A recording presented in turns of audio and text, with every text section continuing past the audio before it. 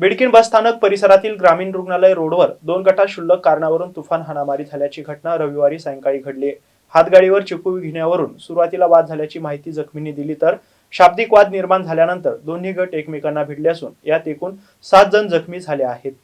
यावेळी दोन गटात तुंबळ हाणामारी झाली असून एका गटातील सिद्दीकी हनीफ बागवान, शोएब राऊफ बागवान, इम्रान हबीब बागवान, रईस बाबू बागवान, तोहिद मोहसिन बागवान, फारुख हनीफ बागवान अशी जखमींची नावे आहेत. रईस बाबू बागवान यांनी दिलेल्या फिर्यादीवरून कृष्णा वाघ, आकाश वाघ, कृष्णा वाघचा लहाना मुलगा ऋषी जाधव, पियुष हिवाळे, विशाल हिवाळे, किरण आणि सागर आगाज न्हावी अशा 9 जणांविरोधात विविध कलमांनुसार गुन्हा दाखल करण्यात आला असून दुसऱ्या गटाच्या वतीने कृष्णा वाघ यांच्या फिर्यादीवरून सादिक बागवान, हनीफ बागवान, रईस शेख आणि इतर 7 ते 8 अनोळखी अशा 10 ते 11 जणांविरुद्ध गुन्हा दाखल करण्यात आला आहे.